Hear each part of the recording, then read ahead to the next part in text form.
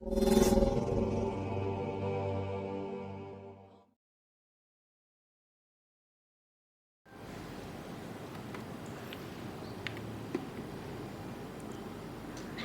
hamdalillah nahmaduhu wa nasta'inuhu wa nastaghfiruh wa na'udzu billahi min shururi anfusina wa sayyiati a'malina may yahdihillahu fala mudilla lahu wa may yudlilhu fala hadiya lahu asyhadu an la ilaha illallah wahdahu la syarika lahu wa asyhadu anna muhammadan 'abduhu wa rasuluh alladzi la nabiyya wa la rasula ba'da. قال الله تعالى يا أيها الذين آمنوا اتقوا الله حق تقاته ولا تموتن إلا وأنتم مسلمون وقال رسول الله صلى الله عليه وسلم اتق الله حيثما كنت وأتبع السيئة الحسنة تمحها وخالق الناس بخلق حسن. معاشر المسلمين رحمكم الله, usikum wa nafsi bitaqwallah faqad fazal muttaqun. Sidang Jumat yang berbahagia, pertama mari kita bersyukur atas segala nikmat yang telah Allah anugerahkan kepada kita, lebih-lebih nikmat sehat, nikmat iman, sehingga dengan nikmat-nikmat itu kita bisa hadir di rumah Allah ini untuk bertaqarrub, mendekatkan diri kepada Allah, melaksanakan sholat Jumat berjamaah. Yang kedua, mari kita senantiasa meningkatkan ketakwaan kita di hadapan Allah Ta'ala, yakni menjalankan perintah-perintahnya dan menjauhi apa saja yang dilarang olehnya. Ma'asyiral muslimin rahimakumullah, kita masih berada di bulan Dzulqa'dah. Sebentar lagi kita memasuki bulan Dzulhijjah, di mana di bulan haji ini umat Islam di seluruh dunia dipanggil oleh Allah bagi yang dipanggil untuk menunaikan ibadah haji. Ibadah haji esensinya adalah tauhidullah, mentauhidkan Allah. Dan ini adalah ajaran bermula dari Nabi Ibrahim alaihissalatu wassalam, dan itu disebut terkenal dengan istilah millah Ibrahim, ajaran Nabi Ibrahim. Bahkan Nabi Muhammad SAW termasuk kita semua diperintahkan untuk mengikuti millah Ibrahim ini. Allah berfirman dalam surah An-Nahl ayat 123, "Summa auhayna ilaika anittabi' millata Ibrahim hanifa wa ma kana minal musyrikin." Kemudian kami perintahkan, kami wahyukan kepadamu wahai Nabi Muhammad, supaya kamu mengikuti millah Ibrahim, ajaran Nabi Ibrahim, hanif, yang lurus, dan dia tidak termasuk orang-orang yang menyekutukan Allah.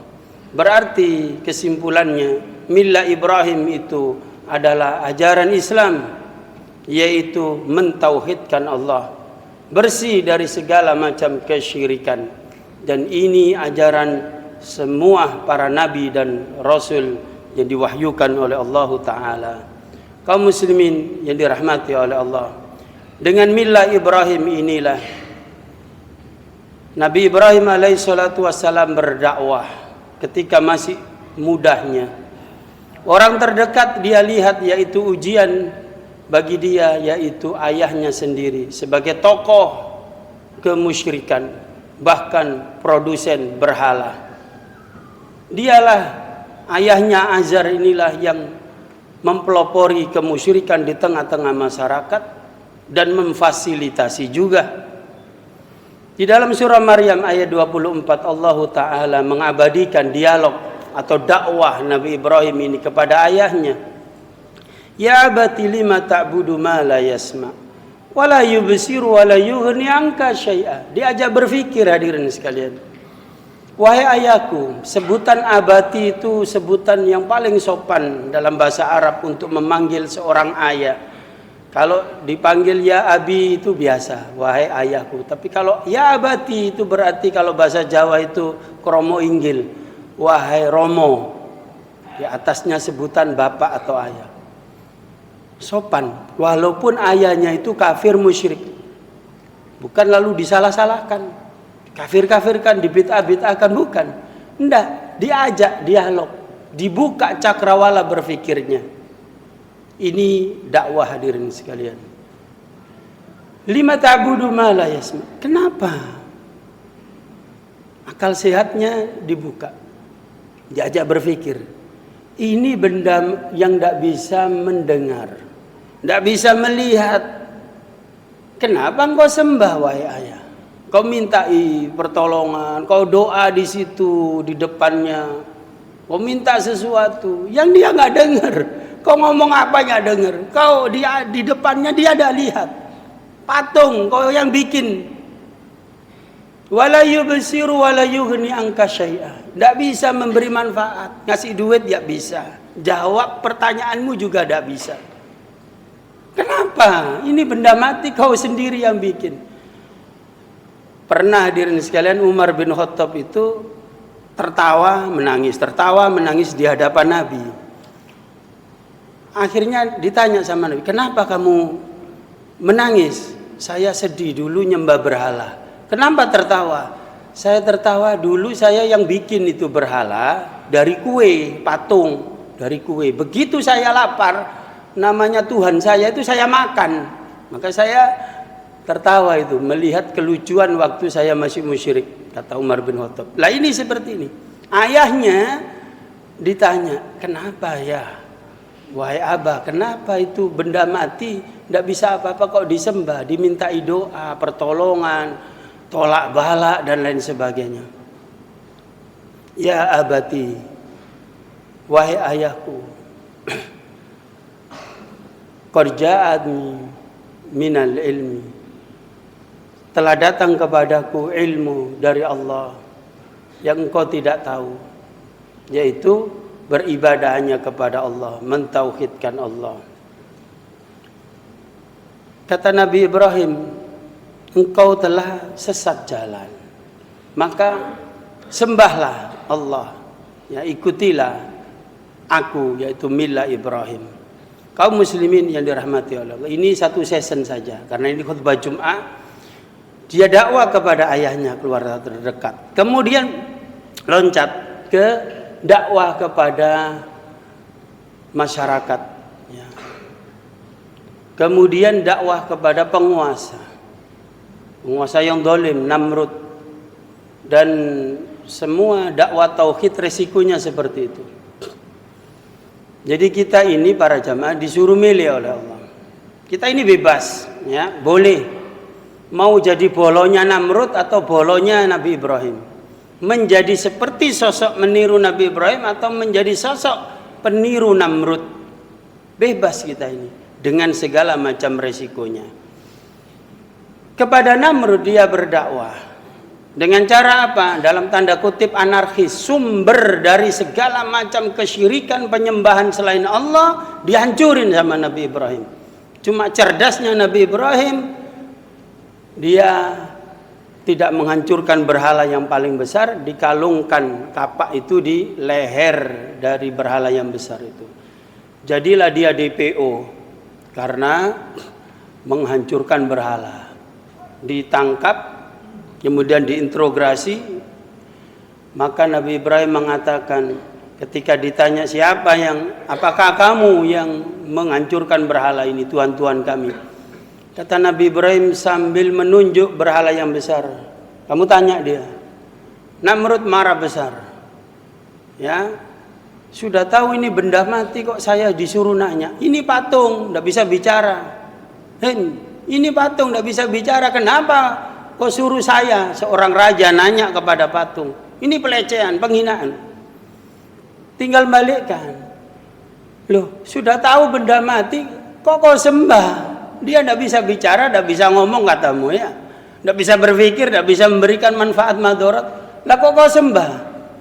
Kalah 1 poin hadirin sekalian.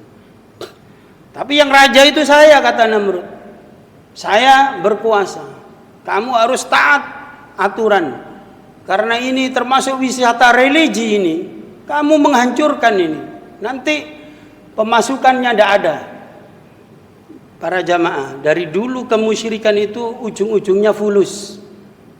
Ya, ujung-ujungnya duit, penyembahan selain Allah itu, berhala-berhala itu. dengan kedok wisata religi. Tidak tahu kalau wisata religi di kita ini termasuk itu atau tidak, wallahu alam. Saya tidak bahas itu.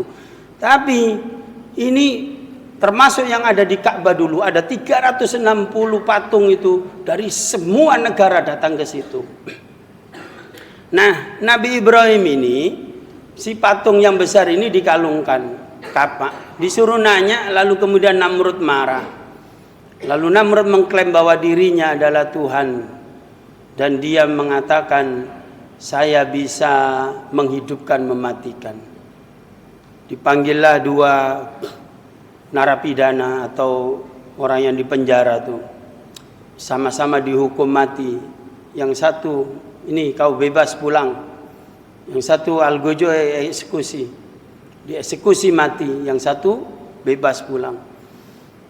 Apa kata Namrud tuh? Saya bisa menghidupkan, saya bisa mematikan. Padahal dari tadi hidup, ya. Ini mati karena dimatiin sama dia, sama algojonya. Nabi Ibrahim tidak kehilangan akal. Beliau sangat cerdas sekali. Tuhanku Allah setiap hari menerbitkan matahari dari timur, menenggelamkannya sore hari di barat. Sekarang kamu balik, pagi hari terbitkan dari barat, tenggelamkan di timur. Bisa enggak? Kata Nabi Ibrahim kepada Namrud. Kata orang sekarang, Namrud itu langsung speechless. Apa itu? Fabuhital ladzi kafar. Si kafir Namrud ini diam 1000 bahasa, nggak bisa jawab. Tapi dasar penguasa zalim, kriminalisasi yang terjadi kalau sudah tidak punya argumen, tangkap, dibakar Nabi Ibrahim, dihukum mati dengan cara spesial. Tapi Allah selamatkan. Hadirin sekalian, pelajaran bagi kita. Para pejuang dakwah, orang yang menegakkan tauhid, tidak akan pernah kalah. Karena dia menegakkan millah Ibrahim. Ajaran dari Allah. Yang memerintahkan Allah, bukan atasan. Sehingga yang backup Allah Ta'ala. Kaum muslimin, ini esensi dari millah Ibrahim. Kenapa kok kita berkorban sapi, kambing? Kenapa kok kita ini haji? Sumbernya dari ajaran Nabi Ibrahim yang seperti itu. Mentauhidkan Allah, lebih mencintai Allah dibandingkan yang lainnya. Allah Ta'ala berfirman di dalam surah Mumtahanah ayat 4. Qad kanat lakum uswatun hasanatun fi Ibrahim. Sungguh telah ada suri teladan yang baik pada diri Nabi Ibrahim. Idz qalu liqaumihim, sungguh dia ketika itu mengatakan kepada kaumnya yang musyrikin itu, inna bura'a'u minkum, saya berlepas diri dari kamu. Bara' la ilaha, itu namanya bara'. Tidak ada ilah atau sesembahan Tuhan, itu namanya bara'. Ya, inna bura'a'u minkum, saya berlepas diri dari kamu. Wa mimma ta'buduna min dunillah, dan apa yang kau sembah selain Allah. Jadi orang yang menyembah selain Allah itu disebut musyrikin. Kepada kaum musyrikin kita harus bara', hadirin sekalian. Bara' itu apa? Nanti ada kejelasannya pada ayat lanjutannya. Kafarna bikum, saya tidak beriman, saya kafir terhadap ajaranmu. Saya tidak percaya penyembahan selain Allah itu. Yang saya percaya hanya Allah Ta'ala sebagai ilah. Kafarna bikum wa bada bainana wa bainakumul adawatu wal baghdha'u abadan. Nah, inilah yang disebut bara' itu. Mulai saat ini, kata Nabi Ibrahim, antara kami orang Islam dengan kamu wahai kaum musyrikin ada kebencian dan permusuhan untuk selama-lamanya, hatta tu'minu billahi wahdah, sampai kamu masuk Islam, sampai kamu mentauhidkan Allah, baru kau itu saudara kami. Kalau tidak, kebencian dan permusuhan. Inilah millah Ibrahim itu, hadirin sekalian. Jadi percuma kalau kita berkorban, haji, sholat, puasa, zakat, haji, masih menaruh cinta, kasih sayang kepada musuh-musuh Allah dan Rasulnya. Allah tidak akan terima. Ini millah Ibrahim yang hari ini para jamaah dibiayai oleh musuh-musuh Allah untuk dihanguskan ajaran seperti ini.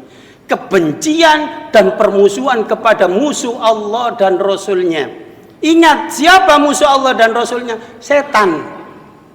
Setan jin dan setan manusia. Jadi kalau ada orang ngomong saya tidak punya musuh, mungkin lagi error. Maaf para jamaah, setiap bayi yang lahir, dalam hadis riwayat Abu Dawud, ketika dia lahir langsung dia menangis. Apa sebabnya?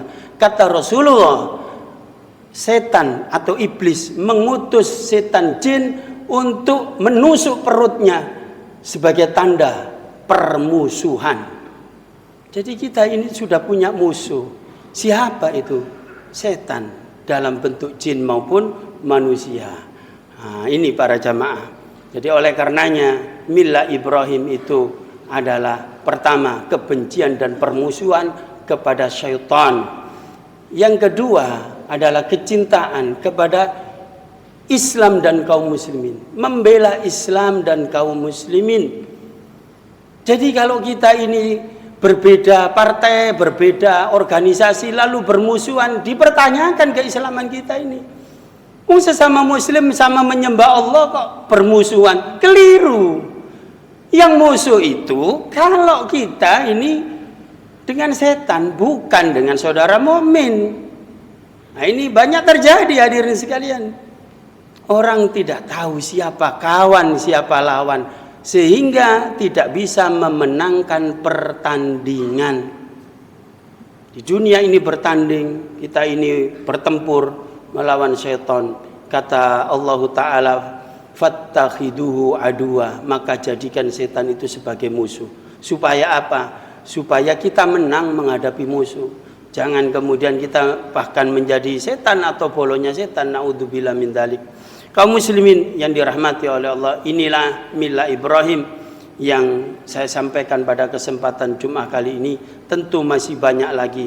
Silakan Bapak dan Saudara pelajari masalah Millah Ibrahim ini, karena jarang diterangkan oleh para ustadz, kiai, habaib, ya. Ini sumber kekuatan kita, tauhid kita. Jadi bertauhid bukan hanya sekedar mengakui Allah pencipta langit dan bumi. Iblis pun mengakui seperti itu, Bapak. Ya. Tapi bedanya adalah Nabi Adam alaihissalatu wassalam dan Nabi Ibrahim dan semua para nabi hanya beribadah kepada Allah Ta'ala. Aku qouli hadza astaghfirullahal adzim li wa lakum. Alhamdulillah wa kafa. Wassalatu wassalamu ala nabiyil mustafa wa ala alihi wa sahbihi wa man wafa. Asyhadu an la ilaha illallah wahdahu la syarikalah wa asyhadu anna Muhammadan abduhu wa rasuluh alladzi la nabiyya wa la rasula ba'dah. Ma'asyiral muslimin rahimakumullah. Pada khutbah yang kedua ini sekali lagi mari kita bertakwa kepada Allah, yakni menjalankan perintah-perintahnya dan menjauhi larangannya.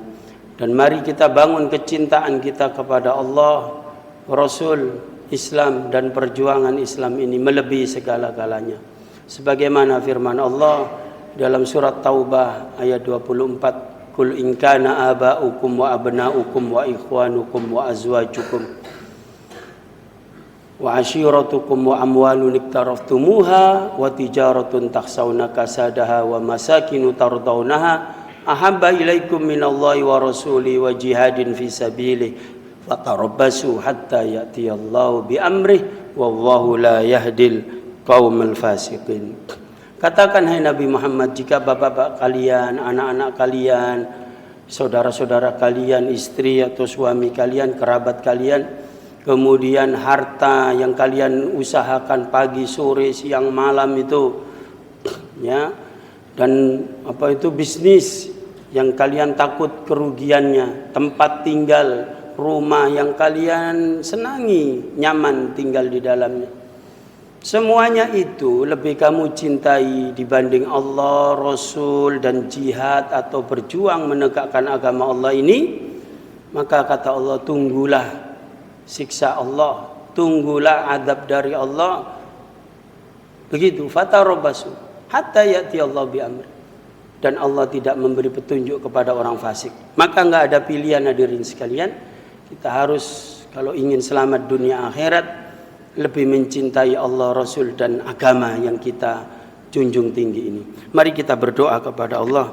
Mudah-mudahan diri kita, keluarga kita, sahabat-sahabat kita diberikan keistiqomahan di dalam Islam ini. Innallaha wa malaikatahu yusholluna 'alan nabi ya ayyuhalladzina amanu shallu 'alaihi wa sallimu taslima. Allahumma shalli ala Muhammad wa ala ali Muhammad kama shallaita ala Ibrahim wa ala ali Ibrahim wa barik ala Muhammad wa ala ali Muhammad kama barakta ala Ibrahim wa ala ali Ibrahim innaka Hamidum Majid. Allahumma ighfir lil mu'minina wal mu'minat wal muslimina wal muslimat al ahya'i minhum wal amwat innaka sami'un qaribun mujibud da'wat wa qadiyal hajat. Rabbana zalamna anfusana wa illam taghfir lana wa tarhamna lanakunanna minal khasirin. Allahumma afrigh alaina sabran wa thabbit aqdamana wansurna 'alal qaumil kafirin. Allahumma ansur ilal mujahidin fi kulli makan wa fi kulli zaman. Allahumma a'izil islam wal muslimin wa adhil syirka wal musyrikin wa dammir a'da'aka a'da'ad-din. Rabbana atina min ladunka rahmah wa hayyi' lana min amrina rasyada. Rabbana atmim lana nurana waghfir lana innaka ala kulli syai'in qadir.